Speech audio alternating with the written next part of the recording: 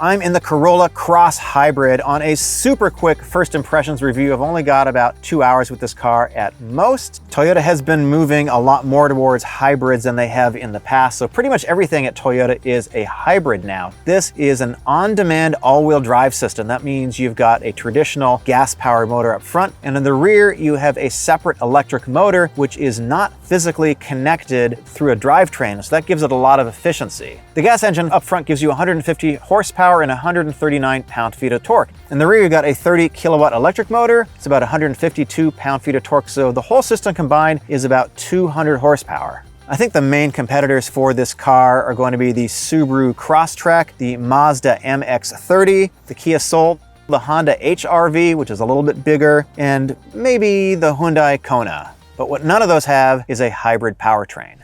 And this has been a very popular vehicle for Toyota. They sold about 70,000 of these since the launch, which was almost 2 years ago at this point. And with this hybrid edition, they were expecting to sell about 15,000 of these this year and about 34,000 next year. So for 24, their estimated projection is 100,000 sales, of which about a third will be this hybrid version. This interior is a nice, simple place. It's not overstyled. They're not trying to do too much. It's not gimmicky. It's just clean. I'm not gonna say it's elegant, but it is very purposeful. You got physical HVAC controls, which are kind of nice.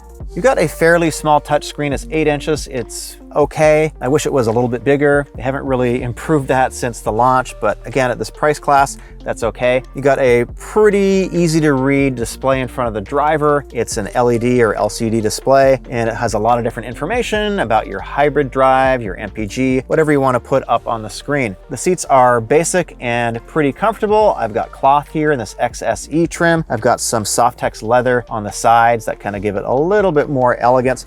And the materials are not exactly soft touch. They're relatively hard. You got some hard plastics down here, but I don't think that's really a problem at this price point. It's going to be pretty easy to clean this thing, and I think this is going to stand up, frankly, to a lot of abuse. There is one thing I really do like about this interior, and that is the JBL audio system. It's pretty good. It's an option, and if you value good audio, I would definitely try to upgrade to this. It really does add quite a bit in terms of the audio experience. Let's take it for a quick drive. The Corolla Cross Hybrid. So this is sort of a Goldilocks zone vehicle. And what I mean by that is the size.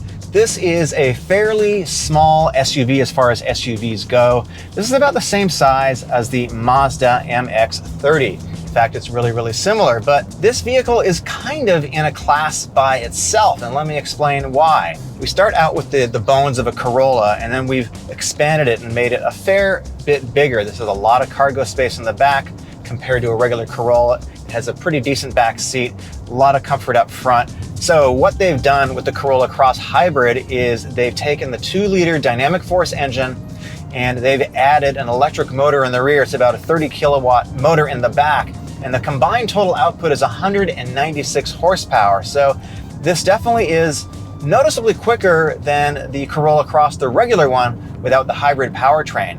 And you have the advantage that this is a all-wheel drive system that is on demand. So essentially, if you're in inclement weather, let's say it's raining or it's snowing, the rear wheels are going to spin up as you need them to provide a little bit more power, a little bit more acceleration, and just a little bit more grip. This is kind of in a class by itself. And what I think is really interesting and what they've done a really good job at is the pricing, because this is less expensive than I actually expected it was going to be. You've got 3 different trim levels. You got the S, which is the entry level, that starts at about $28,000. Then you've got the SE in the middle, and then the XSE at the top. And the XSE is about $31,000. So it's not a very big spread between the entry level and the top of the line. And that's kind of interesting and a little bit unusual for a Toyota product. Toyota says you're going to be able to get 45 in the city, about 38 on the highway, and about 42 mpg combined. So let's talk about how it drives. Going to hit it here. A little bit of wheel spin. Not bad for a Corolla Cross. It's not particularly fast. They say it's 0 to 60 in 8 seconds. But again, in context of what this is, that's pretty good. It's definitely faster than the regular Corolla Cross. Now, Toyota says you're going to get 40% better fuel economy and 16% more power, and I think it's definitely noticeable. So the design language is a little bit different than the regular Corolla Cross, which is a little bit more chunky. This has got a little bit more of a spaceship thing happening. You've got a rounded nose. It's kind of softened up a little bit. The lines are a little bit more flowing. Everything seems to be just a little bit softer and rounder. You can judge if you like this sort of design or not. I think it's pretty attractive, and I think it does a nice job of separating itself from the regular Corolla Cross. And the ride quality in here is pretty good. It is pretty smooth. Toyota said they spent a lot of time engineering their ride quality to make this as comfortable as possible. It's not soft, it's not floaty, it's also not stiff. It's sort of right in between. The steering is pretty typical Toyota. It's pretty light.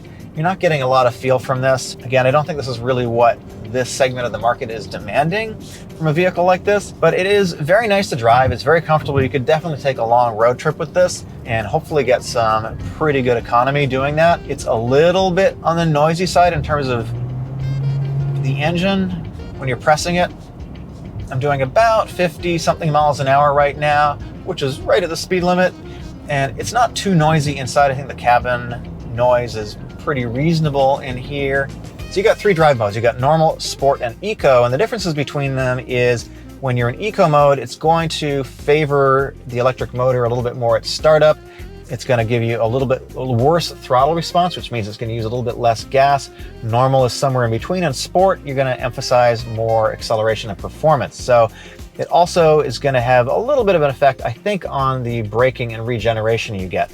Now, the subcompact SUV segment is actually pretty crowded, and when I started making this video, I was thinking that the Corolla Cross Hybrid is really the only one in its class, but actually the Kia Sportage Hybrid, which has just been released, is also in the same class, and it actually is quite competitive in terms of price. It is slightly bigger than the Toyota, and it's going to get about the same MPG. So when you're looking at vehicles, I think something else to take into consideration is the dealer experience and the reputation of the brand. And I think that kind of speaks for itself here, but I'll leave that up to you. Is the Corolla Cross an exciting vehicle? Definitely not, but it is a pretty compelling entry level into the Toyota brand and into their small SUVs. They've sold a lot of them. I think this is going to be a big hit for them. They're going to sell a lot more. My name is Eric. Click another video right over here, and thanks for watching.